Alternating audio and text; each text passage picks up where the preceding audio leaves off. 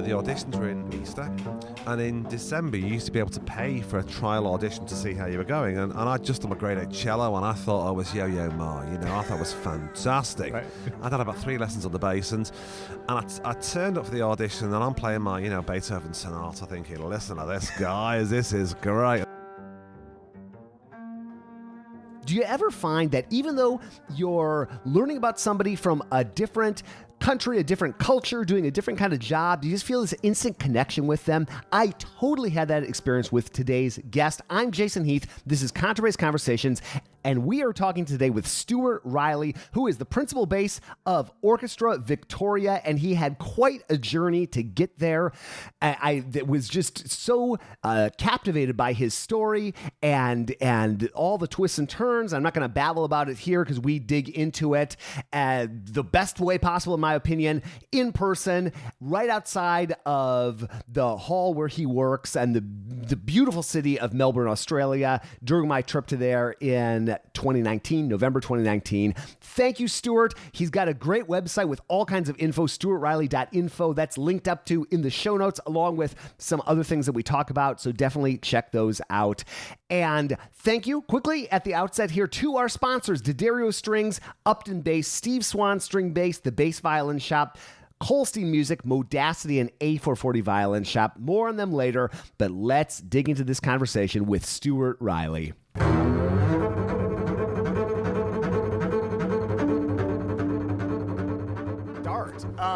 Well, where are we right now?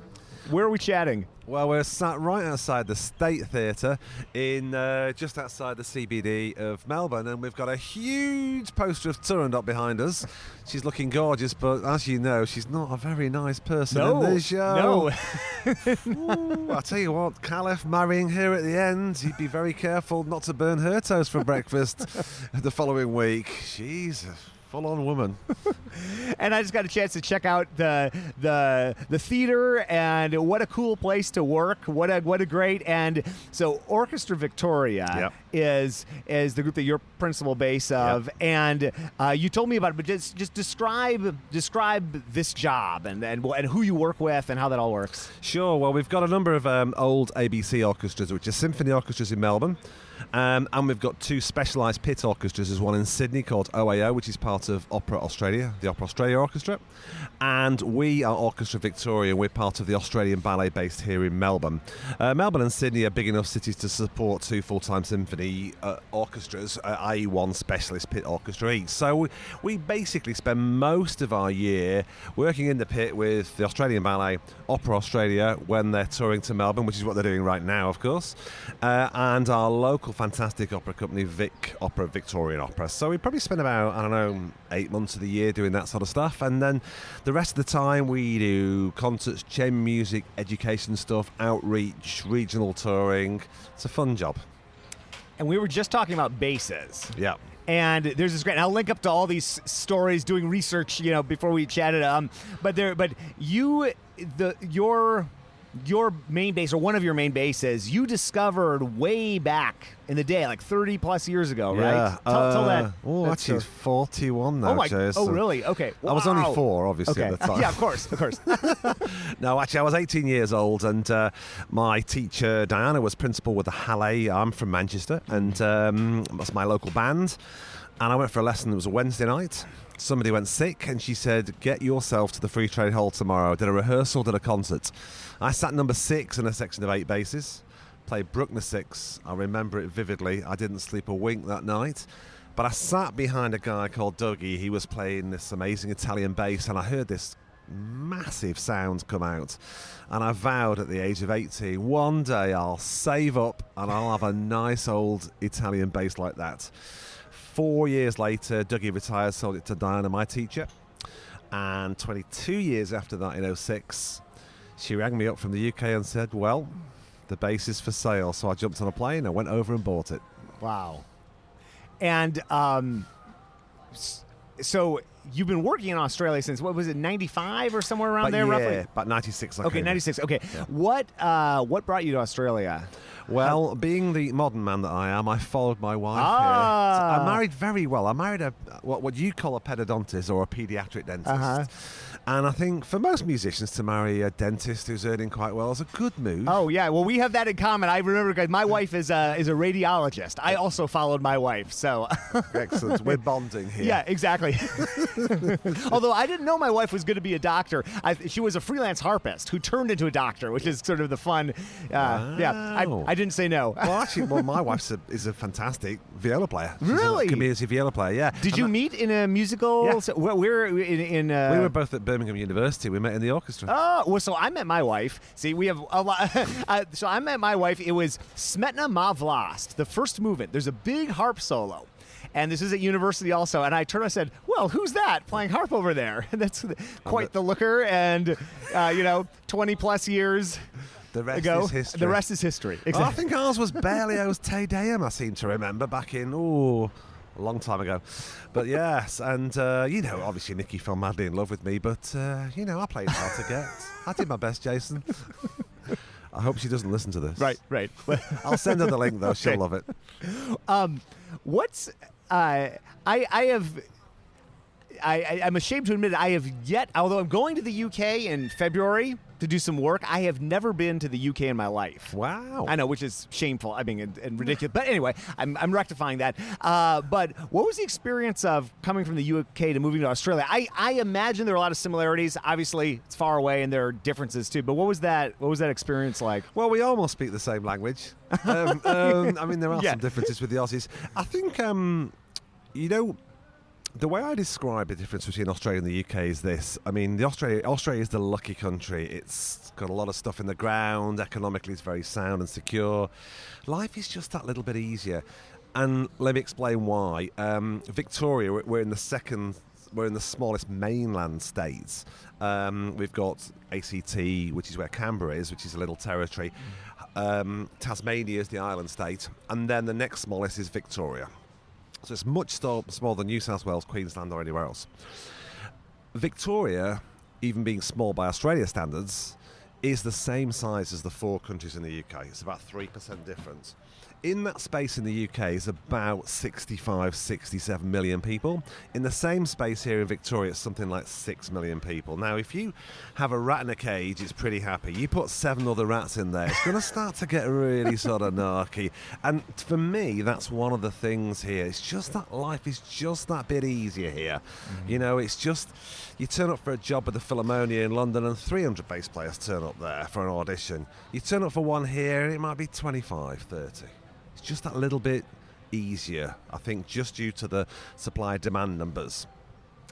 Yeah, you're making me want to move to Australia. Well, come and join us. You're a great guy. California and the UK probably have a lot in common in terms of that. Just the pressure. We've got good wine regions like Sonoma and Napa Valley. You'll love it, Jason. You'd love it. Yeah, it's pretty great from what I'm seeing. But how did take us? So this principal position, which is a full-time job. Yeah. You ended up taking this like 2 years ago? Yeah, about 2.5 years ago. Okay, yeah. so prior to that, freelance work. Yeah. And so what and I know you do many things now too and have many hobbies and interests outside of the bass, but what were you doing prior to this job, like just professionally? Well, I did a lot of work with my current band, Orchestra Victoria, Tasmanian Symphony Orchestra in Hobart, who are a wonderful orchestra, and of course Melbourne Symphony Orchestra here. So I was sort of lucky enough to be pretty busy freelance with those 3 bands and a few other bits and pieces as well. Freelance seems very different to a place like London, where there's loads of orchestras, ludicrous numbers. It's more like California, where you were saying there's 3 or 4 bands. Yeah. 3 or 4 full-time orchestras and then a handful of part-time, freelance. So a lot of people go to London because there's a huge number of bands all over the place, but there's a lot of players there as well chasing that work. Right. So I was pretty lucky. I did okay and got plenty of freelance work here, and I really love that freelance variety. Freelance is great if you've got enough work. Right. And the right sort of work that you want, and I was lucky. I was okay. And then, jobs are valuable, and Davin Holt, who was the bass player here, was here for 34 years. So when that job came up a few years ago, there was a lot of interest, just like Steve Reeves' job with MSO, of course. You know, Steve was there 31, 32 years. Yeah. So the jobs are great. The orchestras are great. The country's fantastic. People cling on to them. Why wouldn't you? So when they come up, you've got to go for it. Yeah. Again, there's a lot of great information, a lot of really fun stories. I'll link up to everything I found online. But I was reading something about just I think I get performance anxiety. Everybody's an audition any sort of pressure situation like that. And I imagine a gig like that doesn't come open that often, and you've got a successful career, but you can probably see like things being easier. You know, it's like the stability of a freelance job is pretty compelling. Like, how was the audition process for you? And I think it can also be more nerve-wracking for people after they've had some years under the belt too. It's almost, I don't know if it's ever easy, but it might be easier when you're 23, 24 and hitting that audition circuit. Like, what was that like for you? Look, I think when you're 23, 24, your chops are great. You know, you're just probably fresh out of college and you've done all those classes and stuff and you've been a full-time student. You know, when you're in the freelance scene, it's really hard to prepare for an audition because you're sort of like, you're really busy and you've got less time to practice. You've probably also got a bit more to lose. You know, there's that sort of perceived pecking order of life of where we are. And, you know, I go and do an audition and bomb out the first round, I'm going to feel absolutely terrible about it. You know, if I was 18, would I be that bothered about it? Probably not.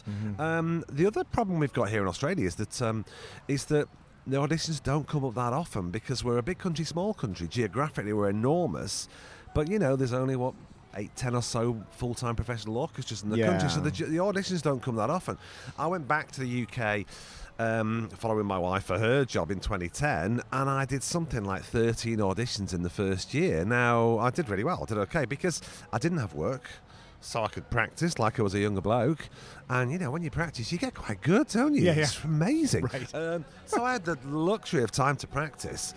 But also I could get match fits. You know, the first audition didn't go particularly well, but, you know, you start to manage, you know, your left and your right hand, but that middle one between the ears, the performance anxiety.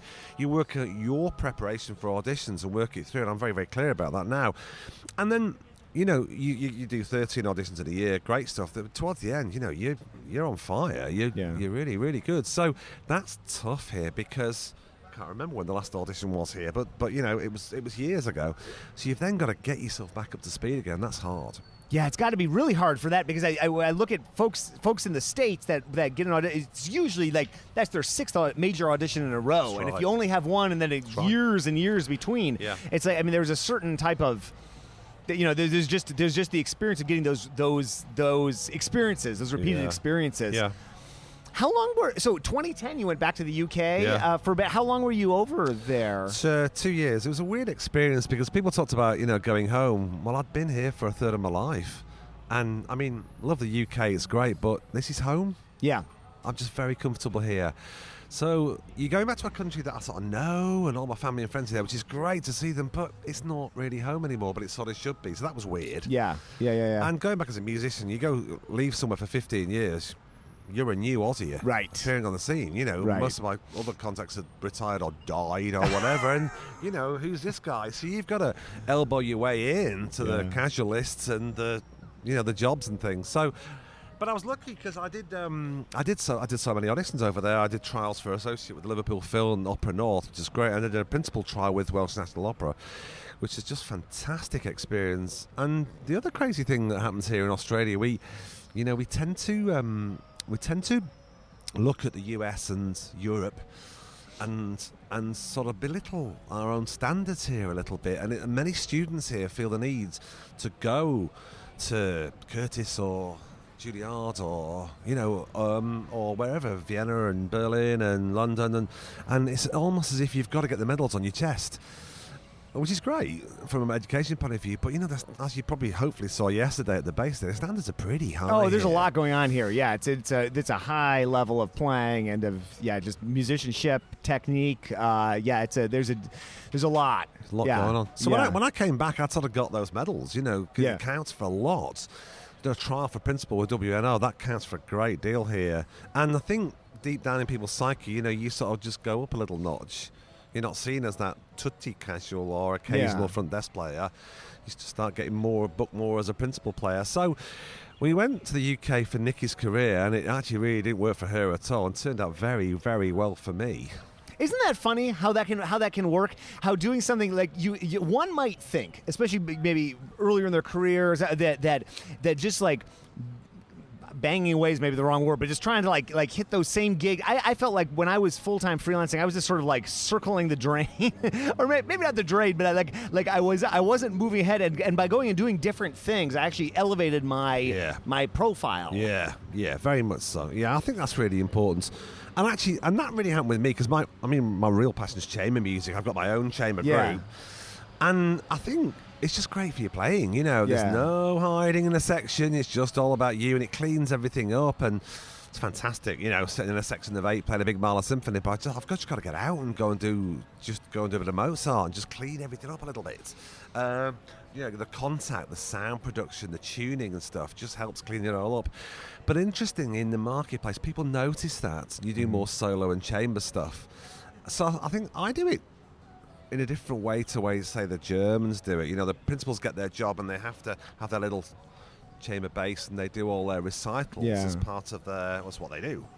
But it's also part of building the profile. I sort of did it because I loved it, but it sort of built my profile up a little bit anyway, sort of slightly the other way around. Well, I got to hear you play yesterday. This super cool some of the Appalachian Waltz, I think, if I remember right. Yeah, so Edgar Meyer, Yo-Yo Ma, Mark O'Connor, these cool arrangements, and you sounded fabulous. All three of you sounded fabulous. Thank you. And how did you transcribe those? Where did all that come from? Is that? Well, first of all, I bought the albums and listened to them. Right, and okay. I've never met Edgar. I'd very much hope to do one day. That guy's changed the bass world. He's unbelievable. Absolutely. Yeah. So I've listened to his stuff. I've got just about every album he's ever made and listened to him, and he's a phenomenal player. And I love that music as well. Yeah. I mean, there's the bass nerdy side of it, but the music's just beautiful. It's fantastic. And I just did some searching around, and on Mark O'Connor's website, he actually sells the DOS. Oh, wow. Okay. So Edgar's not done his arrangements in notation form, but Mark has. Okay, I was wondering because I was thinking, like, my goodness, because I have not looked for those, but they're okay. All right, I have ideas for my next recital though. But it was there's about 20 of them, 20 or so. Really? Yeah. Okay. Yeah. Okay. From the 3 main albums they did together, Appalachian Journey, Appalachian Waltz, and the other one. But I think maybe what they did is that Edgar did some of the arrangements and put the music together of some of the tracks himself, and Mark O'Connor did some of the other ones, and Mark's published his. Oh, so you can just go on the website and buy Okay. them. Okay. And they're very reasonably priced. Okay. And brilliant arrangements. So, for example, Appalachian Waltz, which is on the album, is violin, cello, bass, but he does a version for violin, viola, cello for a different sort of groups. So, but yeah, strongly have a look at it. It's great. I will. Yeah, Edgar. I mean, I think probably Edgar's been a big influence on all of us. I remember back in maybe 2001 or 2002, I was playing in a chamber orchestra, and we commissioned his second bass concerto. Wow. So he came out, and it was really cool he came up to me with his bass, and he said, "Can you play this in the hall so I can give a listen?" Wow. Which is what he does all the time when he goes back. So I thought, okay, yes, but nervous, and so. Sure. But it was funny to play on that bass, and I don't sound like Edgar Meyer, certainly, but I could hear that Edgar Meyer sound in the bass, and also just to watch his composition process. Yeah. He had this. It's kind of hilarious when this sort of thing happens, but we're getting ready for that. The performance is Saturday. This is Friday. So we play through the piece. We play through the second movement. Well, the whole piece, but the second movement. We come back for the dress rehearsal Saturday. There's an entirely new second movement on the stand. He had rewritten the entire second movement. Wow. It was like not even really similar at all. I guess he must have heard it live and said, no thanks. I'd not heard that story. That's amazing. Yeah. But there's other composers did the same. Was it Don Giovanni? Mozart wrote it on the day, the overture? Yeah. I think it was Don G. He wrote it on the day of the gig. Yeah. Wow, amazing. I love his pieces. I love all of it. It's fantastic. Yeah, he's just been a huge influence in all ways, and sound and everything else. This episode is brought to you by Steve Swan String Bass. And there's a lot that goes into being a bass player beyond that initial purchase of a bass. We need bass bows, we need bass covers, we need stands, we need new strings, pickups, wheels, quivers, upgraded gear like tuning machines, end pins, repair parts, all of that. And when someone's looking for some new bass gear or to upgrade something on their bass, I send them to Steve's shop. He's located just south of San Francisco in the Bay Area, and he is the largest dealer in basses between Los Angeles and Canada. That is a big distance, folks. Learn more at steveswanstringbass.com, and thank you so much, Steve, for sponsoring the podcast. This episode is brought to you by D'Addario Strings. Our friends at D'Addario want to help listeners change their strings safely and efficiently, and they have a few tricks to help you achieve that. What happens if strings aren't quite the right size for your instrument? For instance, if you play a 5/8 bass, when strings are slightly too large for an instrument, the tension will be lower. And when strings are slightly too high for an instrument, the tension will be higher. Learn more at orchestral.daddario.com. And thank you so much for sponsoring the podcast. Who else kind of captured your passion, your attention like that? My main teacher in the UK was Duncan Mcteer. Yeah. And his recordings are just phenomenal. But his whole approach to music is just remarkable. I learned so much from him, and his focus on the bow as your voice and the use of it. I turn up with music with like sort of 1s and 2s and 4s and thumb marks on there.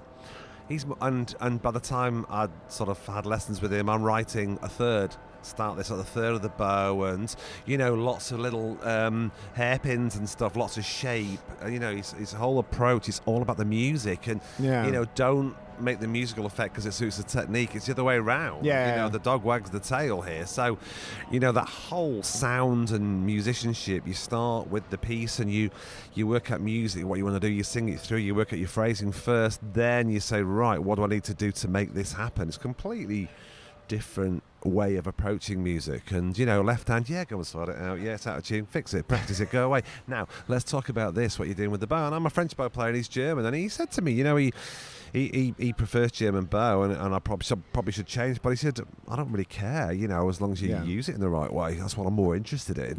So he was a major influence on my life, and one of my first teachers was Michael Calder, who was principal of the Ballet before Diana, and he was incredibly generous to me and picked me up as a kid who was just switching from the cello.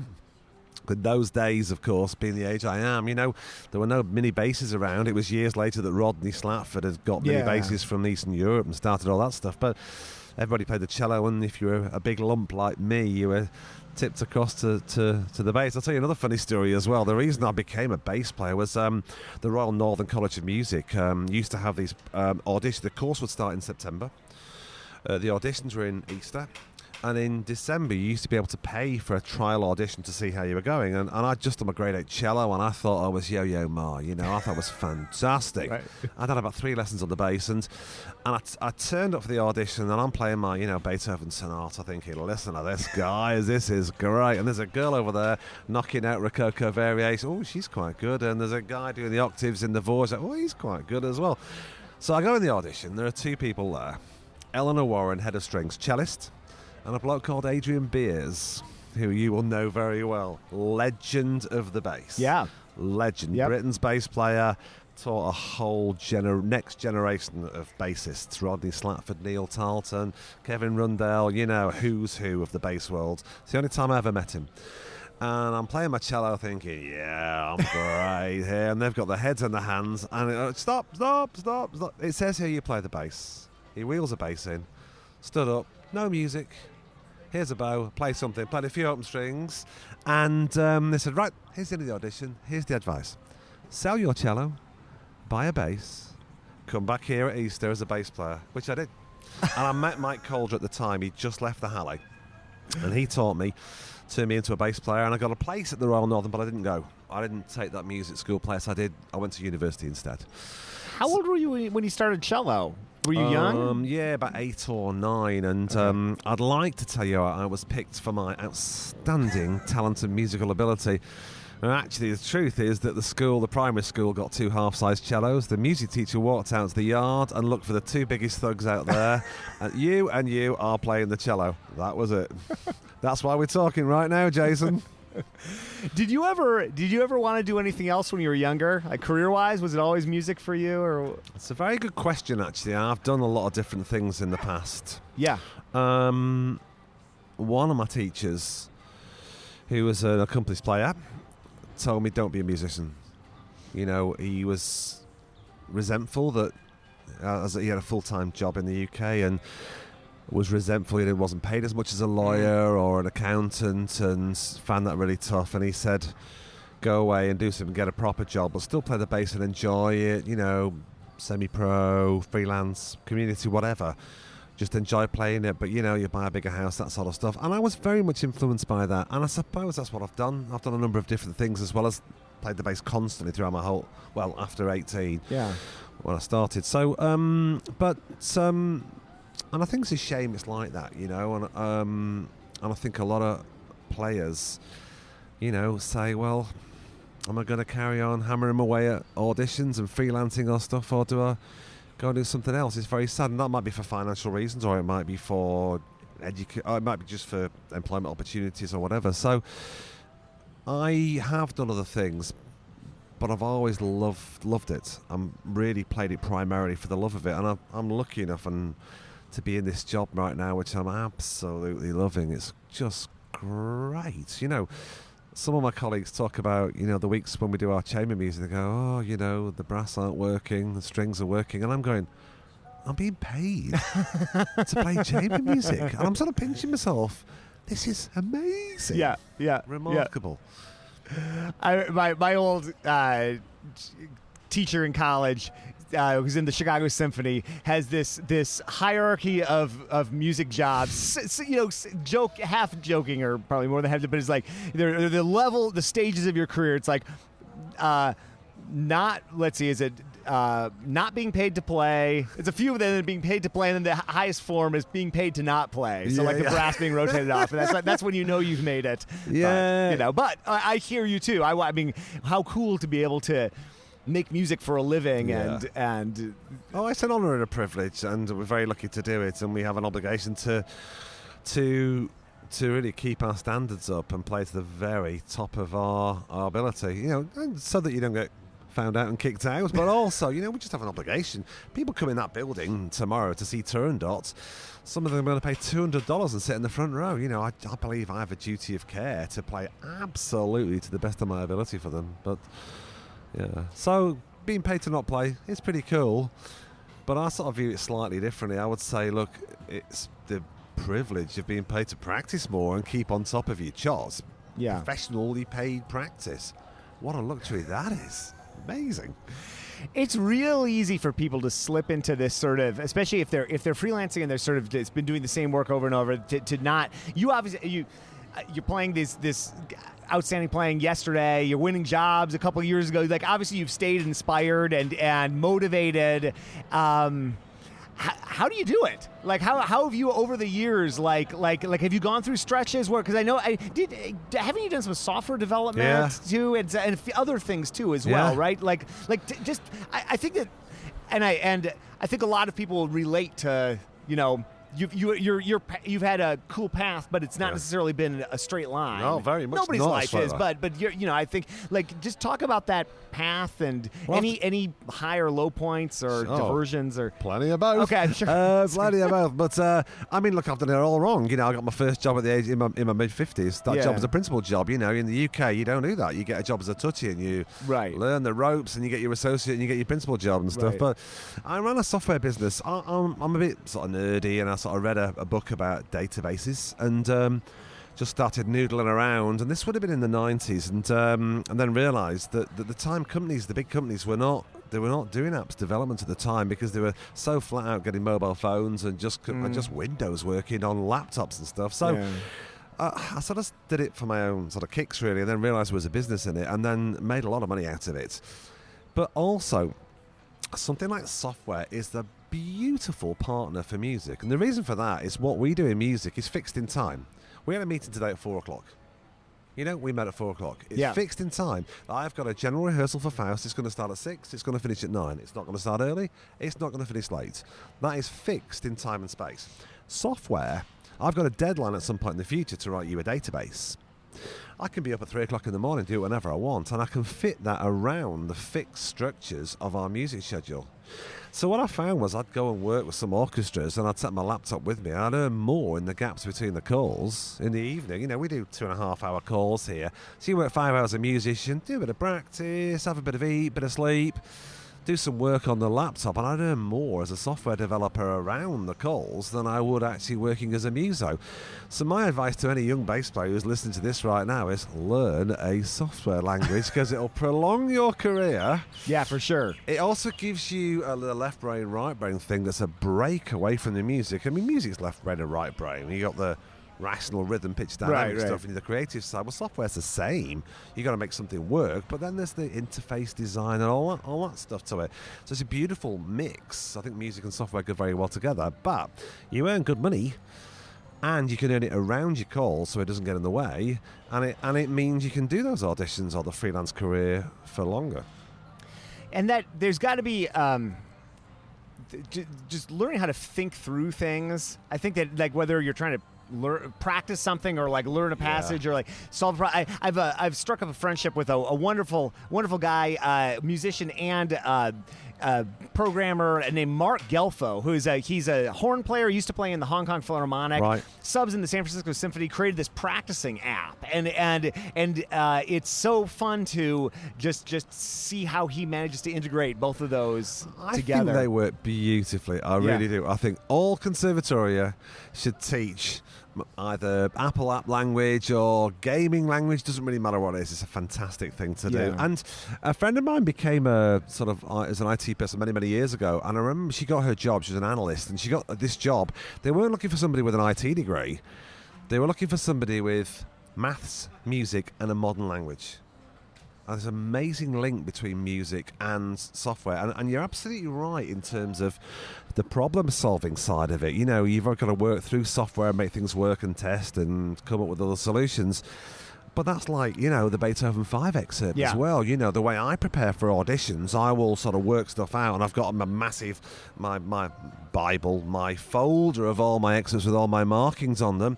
Some of them start up bow, some of them start down bow, but you got to be able to do both. But you're recreating the wheel every time you do that excerpt because it's the same old problems. So what I do is I actually write notes for myself, work it out what works for me, and then I record myself. And video myself. When I'm ready, I video myself, and then you watch the video and spend more time on that, and you go, my God, I thought I was in time there. I'm rushing, I'm dragging there. That note's out of tune. That sounds rubbish. That one's sticking out. I don't want it to do that. So then you go back and you mark the part again. So what I'm saying to you is, what I've done is I've worked out a method of actually fixing my own technique for preparing as a bass player in exactly the same way as a software developer.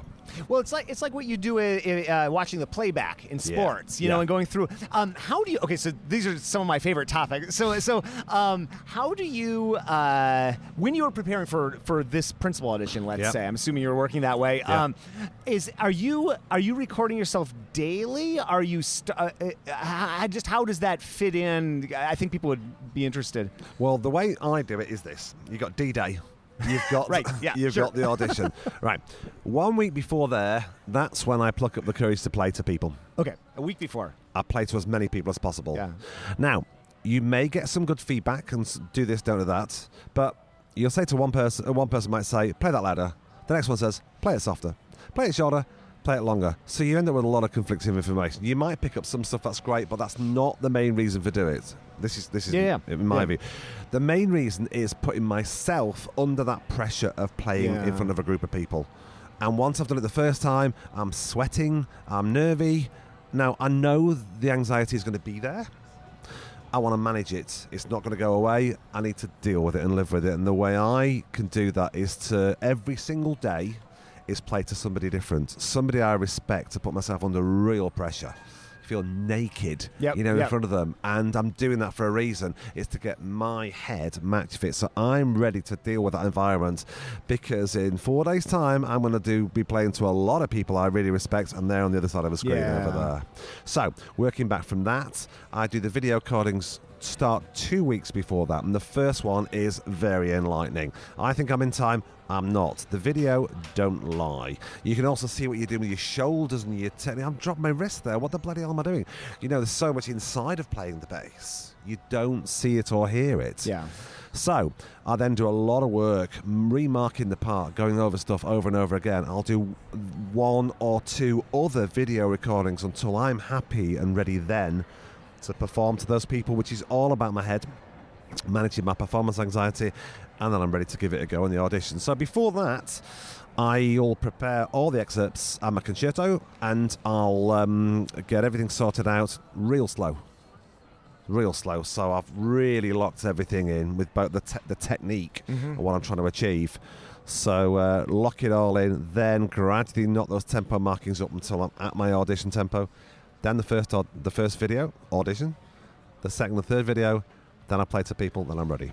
And then, and when you're taking notes, you're taking those in the parts. Yeah. So listening back, watching, observing, taking notes. What kind of notes? Is it like physical things, or is it like? And I'm just curious because, like, so it's like people, steady, this or that legato, or some people even write keywords in, or what? Like, what kinds of things have you? Well, have you in terms of notes, Yeah. on the videos that I do of myself, it might be things like, just don't breathe so loud. Yeah. It's stuff Yeah. you just don't realise when you're in the zone. And also, in an audition, I have to block them all out. It's me and Mr. Bottassini and the bass, and there's nobody else there. This is the only way it works for me. If I can see a panel, in the UK there's no screens, you can see them, it really puts me off. They're not there.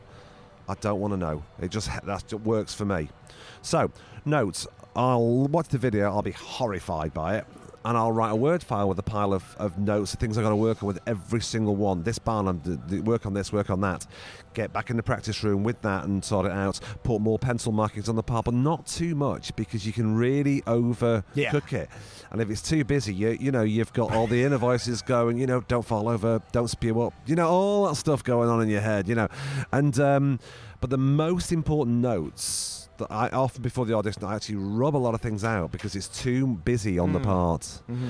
And the most important notes on my parts are in the top left-hand corner of the part. I tell myself what to think before I play the excerpt. So, for example, Mozart 40, the last movement. Yeah. Right.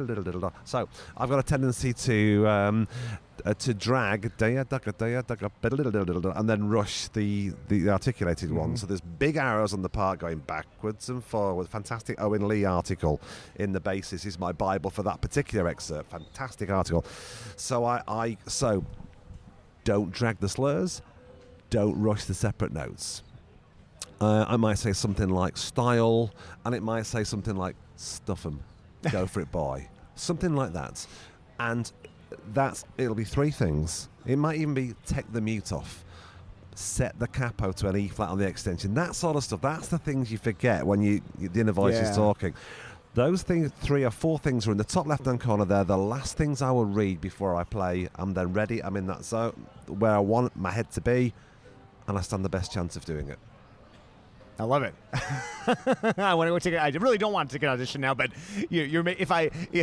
Neither do I, mate. Neither do I. It's brutal, but look, we've all got to work out our own technique and method, really, haven't we? What works for us, and I've shared that with other people, and some people go, "Yeah, I like that bit," and that's like a lesson, isn't it? You get to a lesson, you pay for it, you're buying intellectual property from the teacher, and you might go, "Yeah, I'll use that, I'll keep that," or well, I don't like that, but it's good to think about it, but I'm not going to use it. It's the same with this, I suppose. That sort of works for me. Nobody really taught me that method. It just sort of worked for me. Keeping track of what you practice is so critical. And my practice companion, Modacity, it does it for me. It's so awesome. Here's Modacity founder and CEO Mark Gelfo on how this works. Accounting before the spreadsheet was manually handwritten ledgers, and that's where most musicians have been for the last 200 years. And it's time to automate that and save some time and let people focus on what's really important, which is performing on their instrument.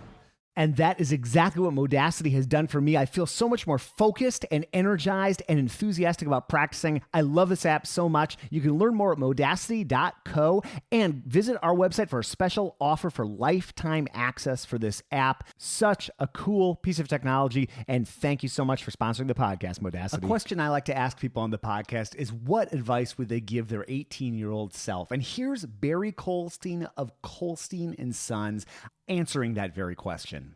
I think as an 18-year-old and, or even in my early 20s coming into the shop, everything like that, a lot of it was laid out for me. There was a plan, that I was given a plan, which I often say I've done a good job in I'm proud of what I've done with the shop, and I continue to be proud.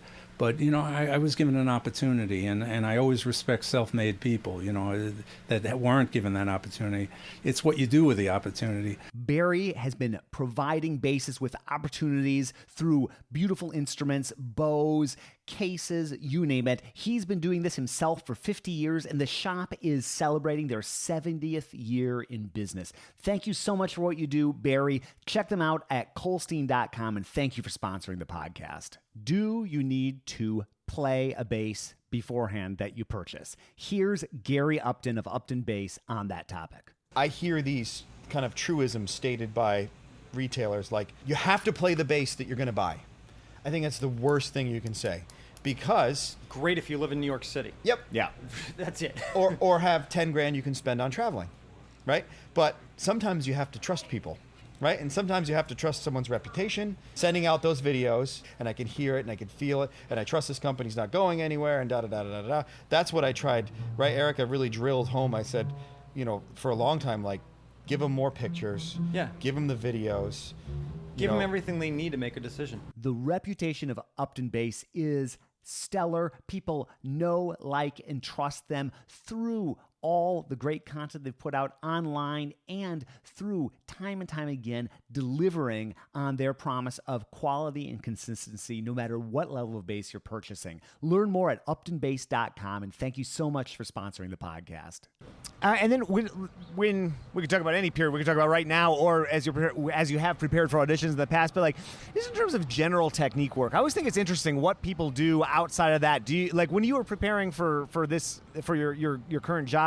I mean, did you just kind of like unpack the bass and go dive into the excerpts, or do you have a daily dozen that you like that to? And then okay, good, you do. And so if you do, how does that change when you're getting close to D-Day for auditions? Well, look, it depends on what you're doing. Yeah. Many of the excerpts, I mean, if they're in neck position stuff, for both hands, I do dabble into Neil Tarleton's Seth jig, which I've never got through. I've never got through the whole one because it just takes forever. Yeah. It's fantastic for making you think about your contact and your string crossing and your bow changes. It's just amazing, but my God, it'll kill you. There's too much of it. And I've spoken to Neil about it. It's amazing. So I use that for right hand. Duncan Mcteer's daily exercises for right and left, and they're absolutely superb as an ongoing thing. If I'm working on neck position stuff, York Bottesini Studies #1 is my particular Bible. And then, if I've got to play a concerto for an audition, or, don't need that much high stuff at work, Marla 1 solo comes up, Pulcinella comes up every now and again, and we did Rigoletto this year. That probably comes up every 3 years, but it's not that high.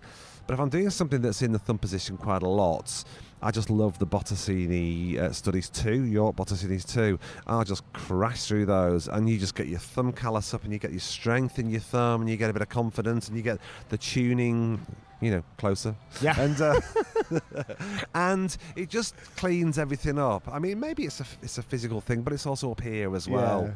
So I'll use a combination of those depending on what I'm working on. I had the realization, this is maybe 15 years ago or something like that, subbing with the Lyric Opera of Chicago, Orchestra of Chicago, playing Rosenkavalier. And I remember looking at that clock in the pit, and it was 7:30, it was 8:30, 9:30, 10:30, 11:30, 11:45 if it was the assistant conductor. You're drinking your second cup of coffee on the second break, and like 10:30 p.m. It's just a lot of hours. Like the shortest opera, maybe Salome, or there are a few things that are sure, but that's Yeah. that's pushing the long side of concerts. Yep. So, just in terms of staying on, or like knowing how do you manage that, things that are on the longer side? On the and longer work you side. do? It's a very good question. I mean, we did Meistersinger last year. Okay, and so that's the there's- ultimate example. Yeah. I probably got a Damarung is probably Oh, the that's worst. even- yeah, 7 yeah, hours yeah. with Oh two my- big breaks and stuff. okay. I mean, you've got to manage your posture. You've got to manage, your tiredness, but you got to keep your focus because Yeah. it's when, you don't stuff up the tricky bits because you've looked at them and practiced them an awful lot and you're ready for them bits. It's the 47 bars rest plonk. They're the ones that you come in Yeah. wrong. So I learned an interesting lesson last year from Matthias Weber, who's he's the professor in Stuttgart, and he's come over as a guest with the second ring cycle we did 3 years ago, and he was here for Meistersinger last year. And I learned many things. I mean, he knows the Wagner's absolutely inside out. So the preparation is really important. I spend a lot of time listening to that stuff. Mm-hmm. I've got a pretty good musical memory. I just use Spotify and I just have stuff on all the time. If I'm doing the dishes, it's on in the background, just learning that stuff. One thing I learned from Matthias is that with Meistersinger, we all know the Prelude. It's a great play. It's 10 minutes long. Yeah. It's a fantastic play. If you crank yourself up and go really hard in that Prelude and you're tired at the end of the Prelude, you got 5 hours, 50 minutes to go at the gig, and you're going to die a miserable death. Yeah. One thing I learned from him is they use a very different bow stroke. They use a lot more bow speed and less weight. And he didn't say it was specifically because of the length of the shows, but I'm absolutely sure it is. And they play this very different, this slightly breathy sort of style, and it works. It works really well because you're going to survive physically.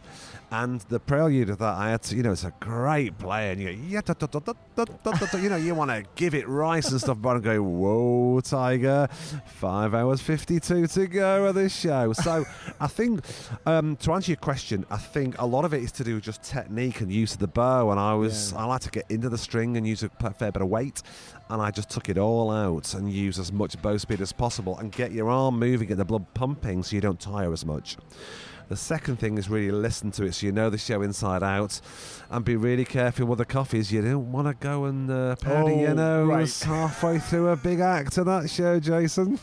Yeah, that's dangerous. That's Well, so that's interesting, and so I guess related to that, so I used to play in a ballet orchestra, and we were talking a little bit ago just about, I think it was a Mahler sort of ballet, assemblage of Mahler movements turned back. So one of the most tiring things I ever did in my life was this Tchaikovsky ballet. The Milwaukee Ballet had created this ballet out of all the fast and loud bits of Tchaikovsky. Oh my goodness, that was the most exhausting thing ever, because it was every big lick of Tchaikovsky, and then with ballet, you know how it is, like boom, boom, Bang. next number, here we go. Bang.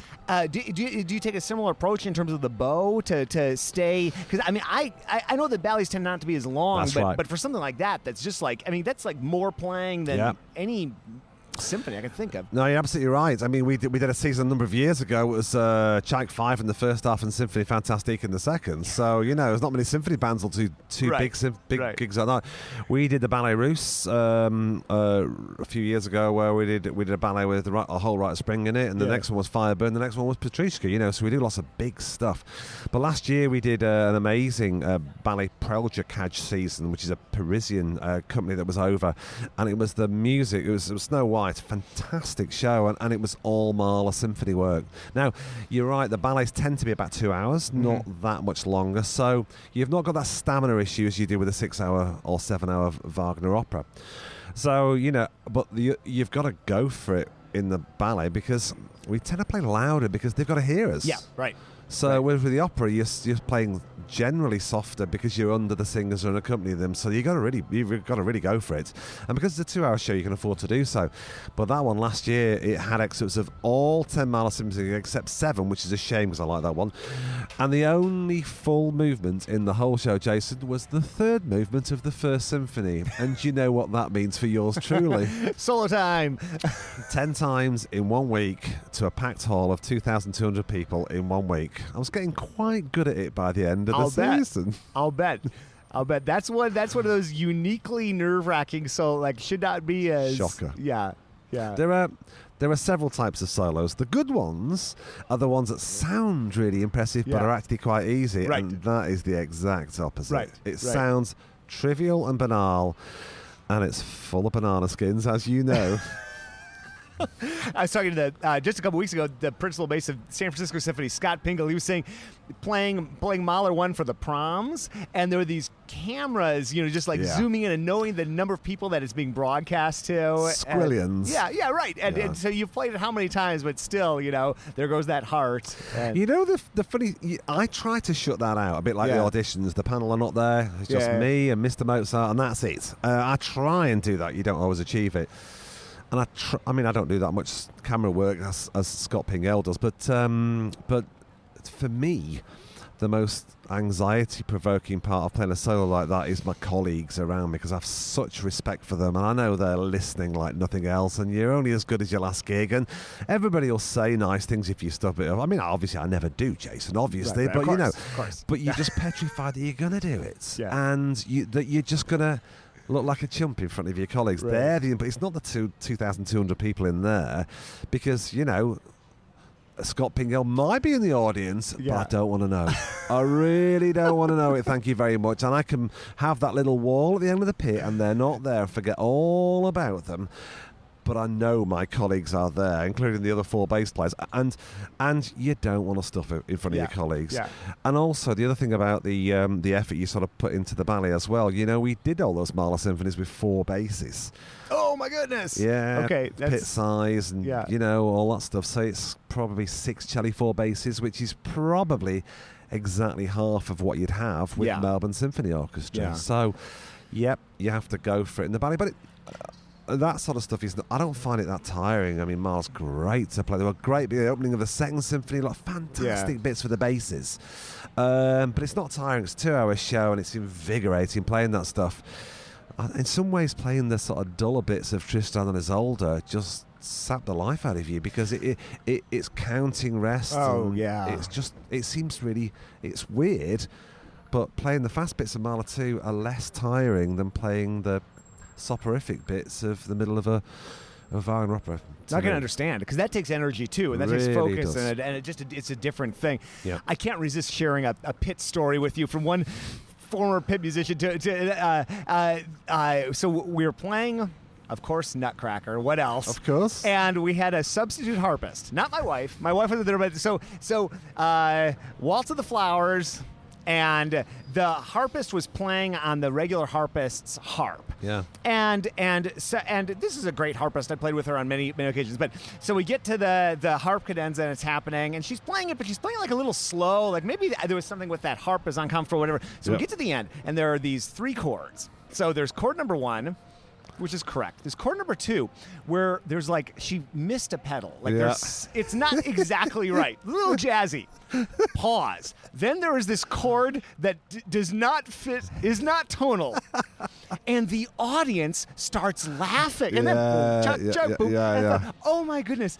I guess people would laugh if we made a mistake in the bass, but the feeling of having a couple thousand people laughing at your individual mistake, that poor woman. And of course it was a double that day. That was show 1. So this poor woman had to come back and play the second one. You heard her in the pit. Chord, practicing chord. She nailed it the second time. But good.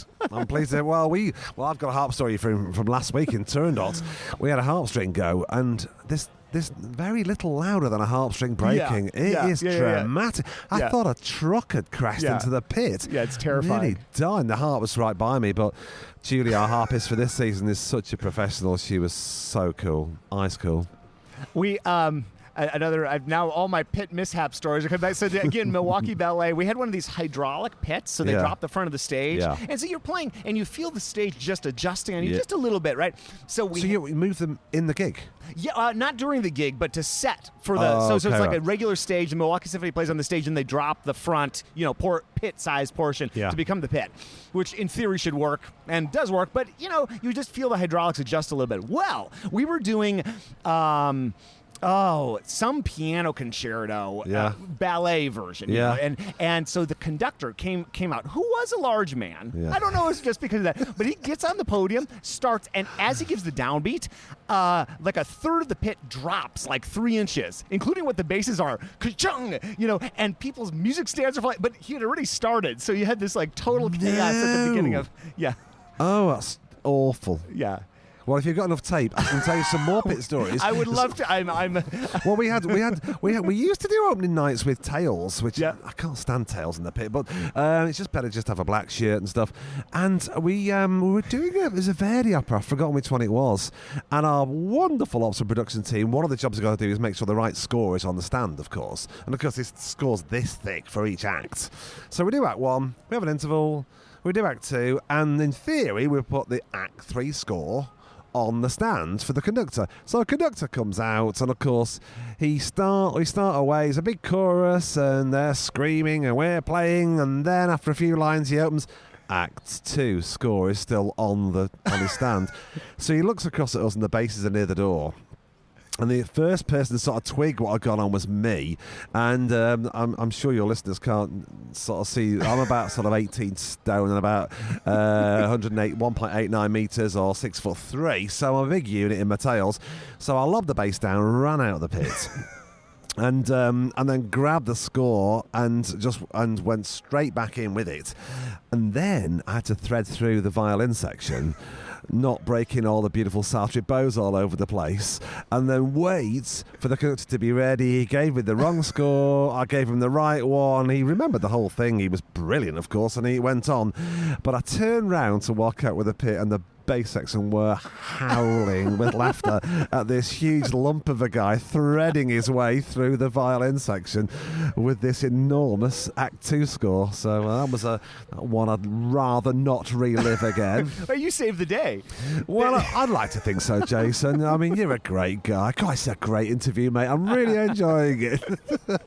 No, it was, those things happen, you know, and I mean, they always end up all right, but right. You know that moment when you've realised, oh my God, somebody's got to do something, and then your heart's in your throat, and then you just sort of, maybe I just should have got one of the ops people to do it who was half my size, but I wasn't thinking. But it was a fun moment. That's one of those things I would have a dream. That sounds like a dream I would have, is like try to go rescue, and then I'd be okay. I got one more. I can't that is stop. I swear. So this is not pit. This is stage. But so we're rehearsing with a guest conductor. Yeah. This orchestra used to play in the Chicago area. Wonderful orchestra, wonderful conductor. We loved him, and he's working with the orchestra. He's up on the podium, and there's one of those brass rails behind him, and he's this very flamboyant gesture guy, and he's leaning on the rail, and he's leaning on the rail, and the rail gives way, and he falls off the stage into the audience. Somehow, like a superhero, does like a backflip and lands in the seats on his feet. And like the shock of the moment, or something, he like didn't miss a beat. He's like, "Oh no, but violas! What we were saying about that?" And then he gets back up on the stage and he says, "Wow!" So of course, then the next rehearsal we get there, and that brass pole has been welded on like you wouldn't see. Yeah. So this is right around when I started blogging, and so I years pass, and he actually becomes our music director. He gets hired, right. And he comes into the first rehearsal and he says, "You remember when I fell off the stage?" And we're like, yeah. He says, "Well, my mother found out about that because somebody in this orchestra blogged about it." Fess up. And everybody in the orchestra turned and looked at me, of course. Yeah. And I remember thinking, that sounds like something I would do. But I had no memory of writing anything about it. So I'm talking with my wife in the car on the ride home, and she's like, "Well, there's something you wrote on your blog called Falling Off of the Stage." So that was when I learned not to mention their names if I told this story. That's right. I mean, but the audiences, they love this stuff. Yeah, I mean, they love coming to the show and stuff, but they love it when things go wrong. They absolutely love it. Yeah. And that's part of the game, isn't it? It's, Right. part of the show. It's part of the act. Okay, what did you say? You got 98 hours on that thing. Exactly, I could probably fill them with all the anecdotes and If you have any stories. others that come to mind. Yeah. That's Sure. Yeah. Well, there's a few. There's been a few characters in the bass game in this country over the years. It's all got a little bit more politically correct now, but there was a guy. The very first principal bass with our orchestra here was a guy called Charlie Gray. I never met. He's no longer with us now, but he was a real character, English guy. Apparently, was partial to a little drop of the amber nectar. Okay. But his party piece was. I've heard two great stories about him. His party piece was from the wings of the hall, and he was principal bass for Sydney Sims many years ago. Was to slide his bass onto the stage and try and get it to stop by his stool before he walked on. And it was actually quite a nice bass. And the same guy with the same bass was doing a contemporary gig. And it was one of those English basses with quite high shoulders. Yeah. And he was struggling to get over this high stuff. Oh, God, I can't play the thing. So after the morning rehearsal, he took it home. And he got it in the garage, and he whipped the front and the back off, and he got the jigsaw out, and he chopped like a diagonal corner off the left-hand shoulder, but he left the right-hand one as it was, and then he sort of glued it and clamped it and put a few nails in and took it in, did the gig on it in the evening, and that bass is still going round the traps now. Really? Yeah, it's a beautiful English or possibly German bass, and you look at one side, it's got this big, bold, flat shoulder, and the other side is like the French basses. Yeah. So it's very weird. So yeah, I think the days of the characters like that. I mean, I don't know about you. I wouldn't take the front off a bass and repair it. I'd be too scared to do it. Right, exactly. But yeah, there's been some funny things happening over here. The land of the larrikin here in Australia. Well, we have to do a round 2 sometime. That's nothing but crazy gig tales. Yep, sure. Between 4 and 6 hours. Yeah, okay. The desired length. So. Indeed, yeah, just like an opera. Well, it's been a blast hanging out in person, and just congrats on playing yesterday. It's fabulous. Hope to do it again soon, and I usually end with some sort of advice for your younger self, and you've done a lot, so I don't know even what age would be a good age, but if you could go back, because now you've got this, what sounds like a super cool position, and you've done a lot in your life. Go back to university or go back to when you moved to Australia, but just give young Stuart some advice. Well, what I think I would say is practice more. That applies to probably all of us. The second piece of advice would be practice more. And the third piece of advice, as well as practice more, would be to just dig out as many people as possible and just learn from them. See as many people. Like we did yesterday, we saw a lot of different styles, a lot of different things. Doesn't matter if you like it. In fact, you often learn more from the stuff you don't like. Mm-hmm. When things go wrong, you think about it and analyze it, and then so when things go right, okay, that was okay. You don't really think about it, but you learn more from things that go wrong. Now, when I was a young lad, it was a lot harder. We didn't have the internet around and stuff now, so use those resources. I've never been to ISB, and I promise I will, Jason. I'll come. I promise I'll go there, but. Go to conferences, watch people, learn from people, have lessons, go and talk to a lot of people. And I'd just like to end up by saying I did that from a bloke called Jason Heath, because last year I did Failing in the second bass day, and I pinched some of your wonderful ideas because I watched your YouTube video clips of you performing the same piece. So my advice would be look and learn from as many people as possible. Well, I appreciate it. I'm humbled that you would watch my Failing clips, and you and I both love that piece. We do. Let's do it again sometime. I would love to. Thanks, Jason. Oh, yeah.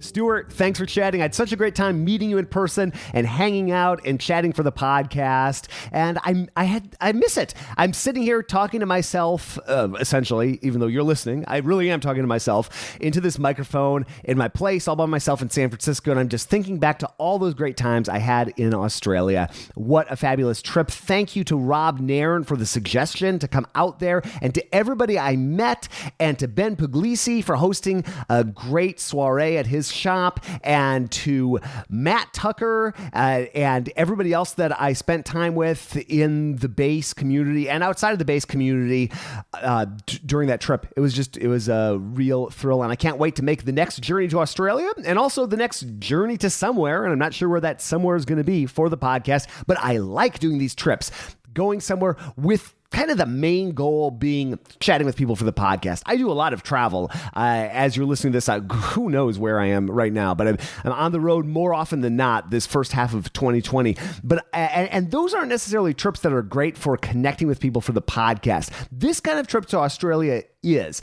I booked this time with these people, and in addition to chatting with them, most of the time I saw them play at a concert or play at an event or do some teaching, and I got to see where they work and just what the community is like and all that kind of stuff. And it just really enriches, hopefully, the show, but also just the experience. And it's just something I really enjoy doing. More to come for sure. If you want to reach out to me, feedback at Contrabass Conversations is the best way to do it. If you're new to the show, contrabassconversations.com has links to everything you might want, from our app to our email list to our social media to our vast archive of, I believe this is episode 670 or something ridiculous like that. So the other 669 episodes, and then the couple that we put out each week, that's all available at contrabassconversations.com or wherever you listen to podcasts, Pandora or Spotify or Google Podcasts, it's all there. Contrabass Conversations is produced by Michael Cooper, Steve Hinchy, Mitch Mooring, Trevor Jones, and Krista Copper. Krista has a great podcast also called The Backstage Creative. Check it out if you're in the arts or just want to learn about interesting people, and especially interesting people that aren't always in the limelight. And as a bass player, you can probably relate. That's what that podcast is about. Very cool. And get yourself a bass from Mitch Mooring. Let's get that wait list up for Mitch's basses. They're winning awards and they're awesome. And I can't wait to see more of them get out there. MitchMooring.com is the website for that. I'm your host, Jason Heath, and we will see you again soon for more life on the low end of the spectrum.